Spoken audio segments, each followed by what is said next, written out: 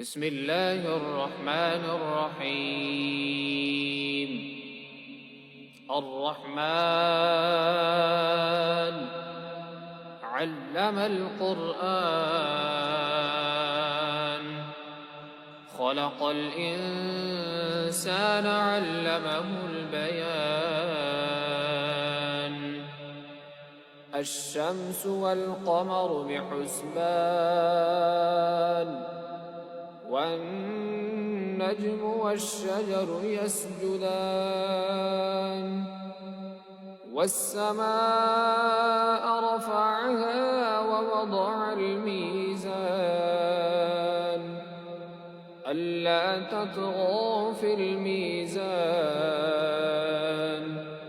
وأقيموا الوزن بالقسط ولا تخسروا الميزان.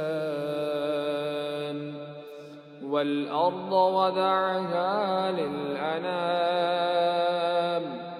فيها فاكهة والنخل ذات الأكمام، والحب ذو العصف والريحان. فبأي آلاء ربكما تكذبان؟ خلق الإنسان من صلصال كالفخار، وخلق الجان من مارج من نار. فبأي آلاء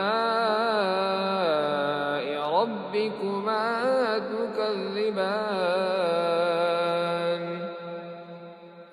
رب المشرقين ورب المغربين، فبأي آلاء ربكما تكذبان؟ مرج البحرين يلتقيان، بينهما برزخ لا يبغيان. فبأي آلاء ربكما تكذبان؟ يخرج منهما اللؤلؤ والمرجان، فبأي آلاء ربكما تكذبان؟ وله الجوار المنشآت في البحر كالأعلام، فبأي آلاء ربكما تكذبان؟